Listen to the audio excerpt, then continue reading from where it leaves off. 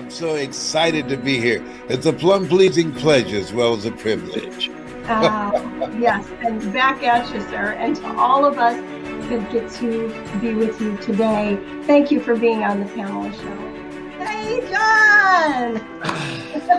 Hello, Pamela. Great to be here. Super excited. How are you doing? Oh, it is so exciting. Well, everybody, this is John Tallarico.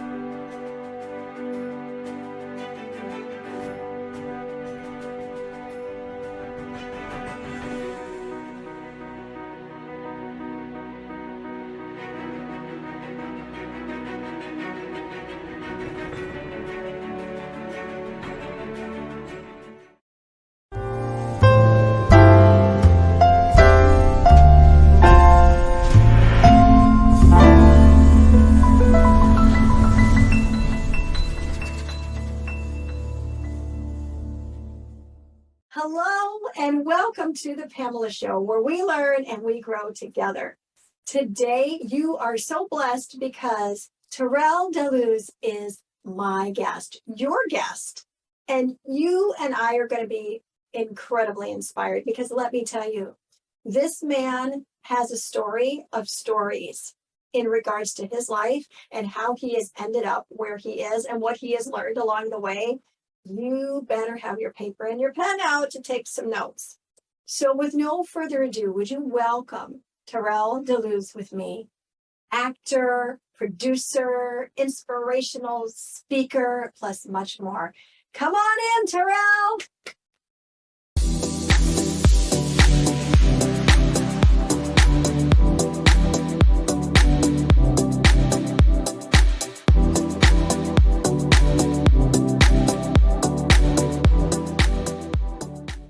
Hey, everybody. Thank you for coming back to the Pamela Show. We're so excited to have you here today. And I tell you what, as always, the heavens just bring the most amazing guests. You already heard me introduce him to you. Today, we have Terryl Daluz with us. I just love saying your last name. Sort of makes me feel like I'm, somewhere European or something. Daluz. I love it. Welcome, Terryl. So my first question to you, sir, is who are you? Well, as you said, my name is Terryl Daluz. I'm an award-winning playwright. I'm a producer. I'm an actor. I'm a speaker. I'm a change agent. My last name, when you said it, ironically, it means the light. And I discovered that it's a Cape Verde. My origin is from Cape Verde. Cape Verde, which is on the Ivory Coast of Africa, but it was colonized by the Portuguese. So the last name could be Spanish or Portuguese, but in translation, it means the light. And how beautiful and how ironic for me, that is what I've been spending my life doing, trying to spread light. And so when finding out that what's what my name means, it just fit. God is good. Oh my gosh, that is so awesome, Terryl. The light. So we are sitting here today with a light carrier, literally living up to your namesake. And that's what you've been doing forever, is bringing forth the light. Yes. Wow, that is really amazing. Not only sounds like an awesome name, but it is an awesome name. Well, I know today you're gonna share with us a little about your story, your journey, because you have all these things that you've accomplished. How did you get there? You're going to talk a little bit about to us about that. Excuse me. So I have an empowerment quote that I would like to share with everybody because it made me think of you specifically today, Terryl. And this is the quote: "It is not enough to have lived, but being determined to live for something." Now that is by Winston Churchill. Yes. And that is a powerful quote to me, because I remember the time when I looked around my life and I went, what am I living for? Yeah. What is my purpose? And I didn't want to just get up and go to bed, get up and go to bed. Like, really, there had to be a purpose by design as to why I was here. And once tapping into that, there's a determination, I believe, inside all of us. to run after that so that we can endeavor to live without regrets, to know that we're achieving the light, that we're bringing the light, that we're achieving our purpose. So that's what it means to me. But I really, really want to hear, and so do we all, what does that quote mean to you? Wow. I think that means everything. A lot of times we as human beings spend our lives just being, just living, right? Day to day. And each and every one of us has something in us that was given to us, was a God-given gift. And sometimes people spend their life doing things that is deterring them from finding out what it is, whether it's doing drugs, drinking, focusing on other things. And so they just end up living life day to day. But when you find that gift, that purpose, that light that's already in you, that thing that's already in you, when you find that and you start moving down that path of purpose, things start to open up. Your life, you see it in a different way. Everything that you do is beautiful, right? The things that are happening that may be bad in your life or that's going around, you see it as an obstacle, but it must have been there for a reason to take you to another level. So I think purpose, when you find your purpose, then you're in alignment with your greatness. You're in alignment with God. Oh, wow. When you find your purpose, you are aligned with greatness, your greatness, and you are aligned with God. Yeah. That, you just took us to school, Terryl. That is powerful. You said the path of purpose, and you said to move down the path. And I love that. And that's what I want to ask you to do for us right now. Would you take us down the path of purpose? Would you share with us your journey on how you got on that path? Everybody, if you can see it, I got my pen, I got my paper, you should too, because he's already taken us to school here, folks. So are you ready for some more? Take us down the path of purpose, Terryl. Okay. So like I stated, all the things that I've done in my life so far, and finding out my gift, I didn't always know I had it, right? I didn't always know. I didn't know what it was. And like most of us that are out here, maybe watching, you may not know what your gift is. Some may know what your gift is. Some may know what your gift is, but haven't opened it. Some people have opened their gift, but haven't shared it yet, right? But for me, I discovered it and started sharing my gift at an early age.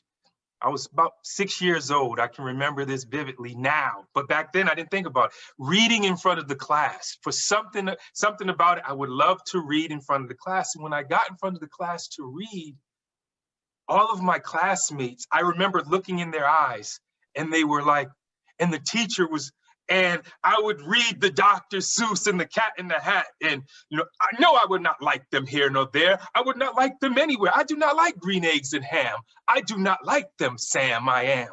And I remember having the classmates on the edge of their tiny little seat. And it felt good watching, but I didn't know it then. And looking back at it now, I realized that God was preparing me for this very moment that I'm at right now. See, he blessed me with the gift of connecting with others at an early age. And I was sharing that gift without even knowing it.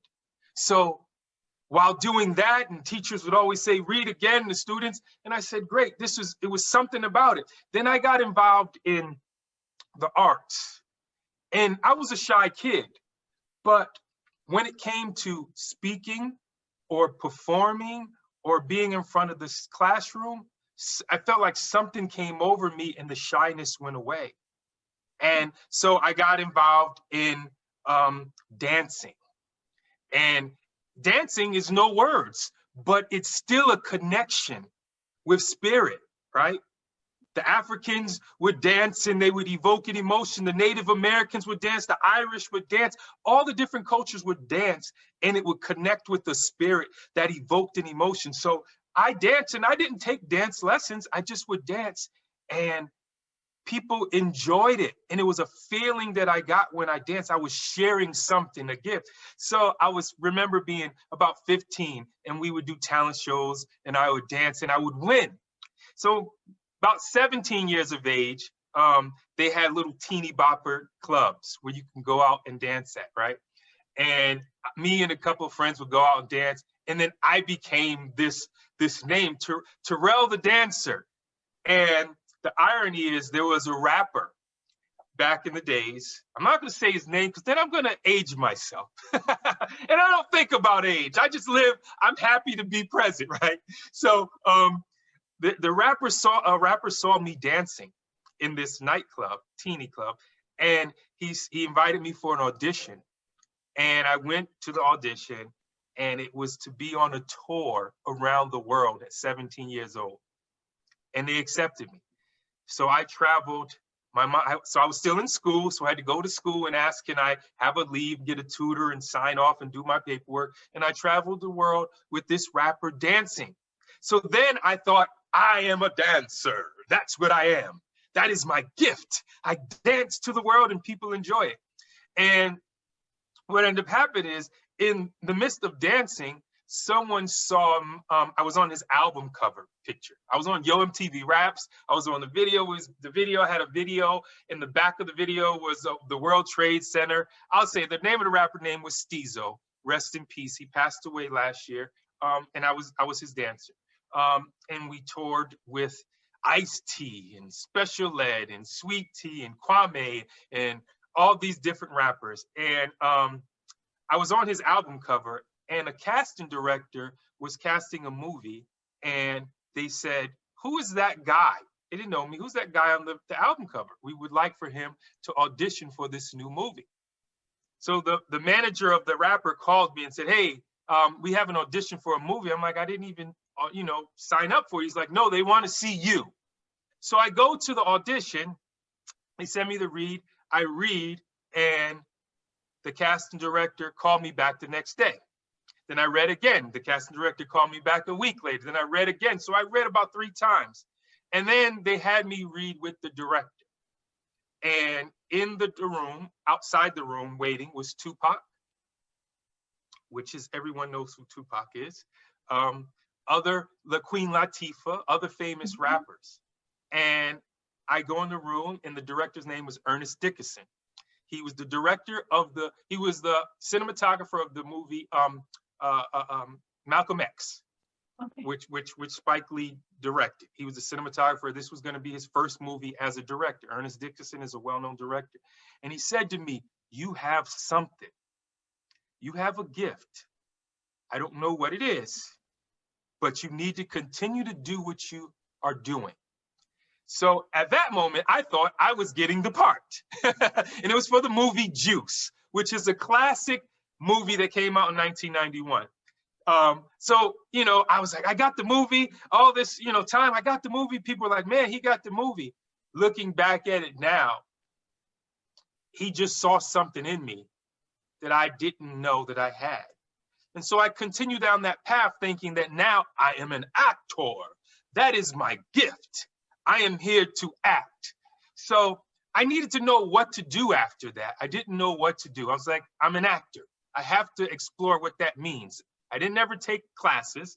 So I reached out to a friend who knew someone in Hollywood. And I said, what can I do? And they said, you need to get involved with a theater company. And I said, what theater company have you been involved with? He said, the Negro Ensemble, which is the well-acclaimed theater company in New York City. Broadway plays the best, cream de creme. He said he was involved with that. I said, okay, thank you. I hung up the phone with him. A couple of days later, at 19 years of age, I went to New York City, originally from New Haven, went to New York City, walked into the Negro Ensemble on 40-something Street in Times Square and said, hey, I'm an actor and I'm ready to be a part of your theater company. And the lady behind the desk looked at me and said, do you know where you are? And I said, yeah, I'm at the Negro Ensemble. This is where Denzel Washington, this is where all the greats, Ozzie Davis, Samuel Jackson, this is where they studied and performed. She said, right. Who are you? I said, I'm Terryl Daluz. I'm an actor. She said, we don't know you, kid. And you can't just walk into a theater company of this caliber and get work. You have to put in work. I'm sorry. There's nothing we can do. So I remember that moment vividly. You know, it was kind of emotional because I was like, my dream, I was a kid, I didn't know. And I started walking down this long hallway, and there was pictures on the side, Soldier Story, with Soldier's Play, actually, at the time. Denzel Washington, Ozzie Davis, Samuel Jackson as I'm walking down, Ruby Dee, Cicely Tyson, all these people. And it was about maybe 30 feet long hallway, 30-foot long hallway. And as I get to the end, something in my spirit said, turn around, go back. And then this kind of is a moment that when I listen to Les Brown, who's a mentor of mine, and he tells his moment of him going to the radio, say, hey, Mr. Butterball, I'm here to get the job. And they're like, do you have a resume? And he's like, no. And he said, then get out of here. And then he would come back, Mr. Butterball, I'm here. And then finally they were like, okay. So this is one of my moments. I walked down that long hallway and I went back to that woman at the desk and I said, listen, I know you don't know me. And I know you don't know what I can do. But I'm here for a reason. And I can do it. I can do whatever. I'm willing to do whatever it takes to get to where I need to be. I'll pick up props. I'll sweep the floor. Yeah, that was very, it's an emotional moment, but I said it with such integrity. And she said, sorry. But then this little voice from behind the desk came out and said, excuse me, young man. Older woman, black woman, pepper hair. She said, did you hear what that woman said to you earlier? I said, yes. She said that you're not ready for this and you left. What made you come back? And I said, because I believe I'm supposed to be here. She said, so you say you're willing to do anything? I said, yes. She said, okay. I'm going to have you pick up props. You're going to be this person over here is the production manager. You're going to be the stage manager's assistant. And as you go, I'll see if you can act. When it's time, I'll give you an opportunity. And I remember that moment. She said, come back tomorrow. Came back the next day. I was picking up props. They was getting ready for production. I did that for a couple of months. And then finally, the older lady said to me, let me see what you have. And I was already prepared. I already had my monologue 3 months prior. Zooman and the Sign, a well-known play, and I was ready. So when she said, what do you have? I hit her with the monologue, and she said, wow, you have something.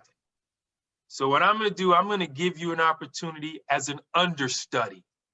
You're going to understudy a couple of these characters. What that means, you have to know every one of these lines and be ready at any moment to do it.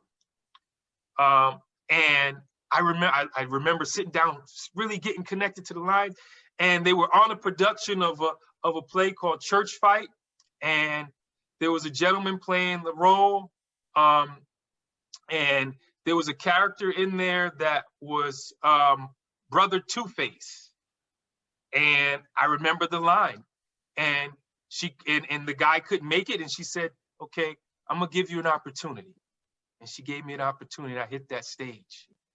And then there was another opportunity of a character that I really wanted to play. It was a character that was a guy that played a heroin addict. And I never knew about, I mean, of course I never did heroin, but I had family members that did it and I knew what it took to create. And this character, the guy that was playing the actor, was a main part. And it was my opportunity to be seen as a lead character. And he was a method actor. So he would come smelling, because it was a homeless. He was playing a character that was homeless. He would come smelling like he didn't shower for days. He looked like that. And he would come in late And one day he came in and it almost looked like he was high. We don't know. And she said, if you come back here like that again, you're not going to be it. Now, he was a brilliant actor. And this is another moment that Les Brown, remind me of Les Brown, when he said, drink, rock, drink. And it was a DJ. And he was on and he would come there drunk. And this time he didn't show up. And Les Brown was sitting outside waiting. And Mr. Butterball called and said, hey, we may need you to go on the radio today. And he's like, yes, I'm ready. He said, but I don't need you to say anything. I just need you to play the records. It was that moment. And there was one day he didn't show up and he came in late. And she said, get out of here. You're done. And I was like, I am ready. And she put me on that stage that night and it changed my life. As a lead actor, I realized I can do it. So to make a long story short, I went on this journey and I'm an actor now. Then I got into spoken word and I'm a poet. And I started writing. Now, I've always been a creator. And I skipped this part, which was interesting. At 19 years of age, while in the theater company, I lived in New Haven, Connecticut, which at the time, and still is, was a college town in a small city, Yale University in a small city, but was impoverished. So those ivy walls, but on the backdrops of those ivy walls was hopelessness, gloom. So there was a duality in that town. Like people like Connecticut, the richest state, but in my town where I lived, we saw the wealth, but didn't have it. So there was a paradigm going on there and impoverished. And I wrote a short film called Nightmare on Elm City Streets, because the name of the name that we were given for New Haven was Elm City because of the trees. So Nightmare on Elm City Streets was a short about what was going on in my community. Drugs, violence, AIDS just hit really bad at that moment. It was 91. And I wrote this film and I said, I'm gonna do it. Didn't know how I was gonna do it, but I wrote it. I went to the local public access channel and knew they had cameras. And if you joined and became a member of them, you can use their cameras, and met a guy who knew how to work the cameras and said, I'm doing this film. I casted 17 different people. We got a sound equipment, didn't know what I was doing, didn't know how I was gonna get it done, but I said, I'm gonna do it. And we shot this film in a couple of days in the projects where gunshots was really going off in the background.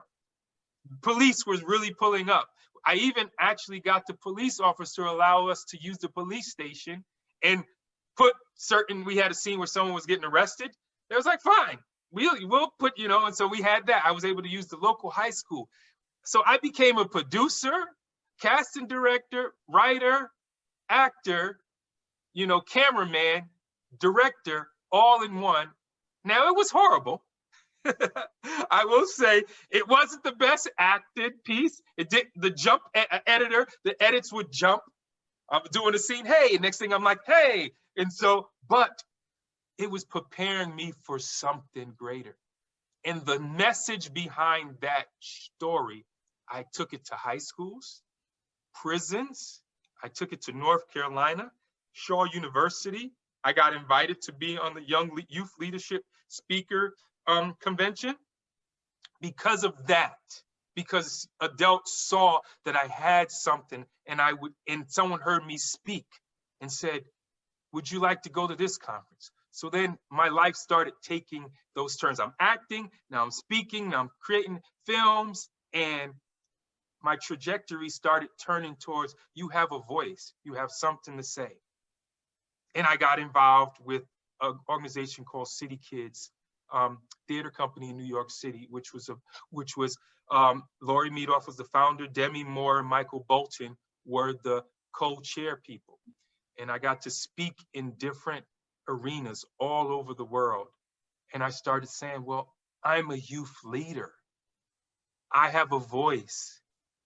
And so in the midst of all of this, I'm finding, oh, this is a gift, this is a gift. And right in the middle of me getting a feature film, finally getting into SAG union, I finally got to a place. I'm there. I'm 25 years old. I'm there. Lori Meadoff came to me and said, you have something. And we would like for you, and I'm living in New York at the time, we would like for you to become the director of our new City Kids program. And we're going to start a chapter where you're from in New Haven. Now, I remind you, I've been gone for a couple of years by now. And so I had this dilemma. She said, I want you to meet with Michael Bolton, the singer, the Grammy Award-winning singer, who's the chairperson. He's putting up the money to start this chapter in New Haven, Connecticut. And so here it is. I finally made SAG. I'm in a feature film. The director took me, Hill Harper, and Taye Diggs out. They're well-known actors now, famous, but they weren't then. And he said, you guys are going to be the next thing in Hollywood. You guys. So he took me out. In the same month, I got asked to come back to my hometown, New Haven, Connecticut, to run a program. I'm figuring, what do I do? Am I chasing this? Can I help? And so I met with Michael Bolton. And Michael said to me, I heard about you. I saw you speak, and you have something. And who best to come back to his hometown, where he's from, is you. You've been other places. You've experienced other things. You know about City Kids. You can share with young people not too much younger than you. They'll see themselves in you. And I said, but I want to be famous like you, so I can come back and give back like you. And he said to me, and I remember this moment, he said, why do you want to wait until you become famous to give back? Because then that may be contrived. Then that may not be real. Your experience now are more important now. You always have time to pursue your dream of becoming it, but this is something in you that you have to give. And that changed my moment. That changed my life. And I said, you know what, you're right. And I came back to New Haven, Connecticut, and we barely just had a building. And within a couple of months, we had over 100 kids. We ended up building a multi-million-dollar recording studio. We had a multi-purpose room for them to learn how to perform. We had several conference rooms where we worked on leadership development. We got them involved with the mayor's committee and said, if you want to have youth leadership, then you need to have young people involved in the leadership position. So I started really finding my gift, my voice. And I realized, even then, I probably wasn't as sure as I am now, but I realized I'm not just a dancer. I'm not just an actor. I'm not just a poet. I'm not just a speaker. I have something to share, and I'm able to connect with people. And even then, I knew it was something, but I wasn't clear. So those of you that are out there that are going down your path, and you're finding things that keep coming up in your life, and it's bringing joy to people when you do it, and you smile when you do it, but you're not really thinking about, like, is this something that I can do? And you end up doing other things, and you're an insurance broker, and you're this, and you're that, and you're saying, this is what I am. I'm a doctor, I'm a lawyer, because that's what my family told me I am. But there's something else that keeps finding you, that keeps bringing that light in you up, and you enjoy, but you don't know how you could make it your life, your livelihood. Just keep going with it. Follow it. It's there for a reason. It's calling you for a reason. You are connected to it for a reason. And it will come out. It will show itself. You can't ignore it. You can't negate it. You have to allow it to be, and then it will come. Ascend Above the Crowd is the newest course by Pamela Hinkle. Ascend is a self-paced email course that will come directly to your inbox and will change your mindset and your life. Each week, you will receive lessons, resources, challenges, and journal writings that will help you discover your purpose by design. It's your time to ascend above the crowd. To learn more about Ascend, go to www.purposewithpamela.com/ascend. Wow, wasn't that an amazing show? I know that you are leaving inspired, right? Because this guy, he is full of gold nuggets and just dropping pearls of wisdom left and right. Terrell, thank you for being with me today and being on the show. And I appreciate you so very much. Thank you, everyone, for being here. Remember, you're here on purpose with a purpose by design, not by default. So go on out there and be the salt and the light everywhere you go.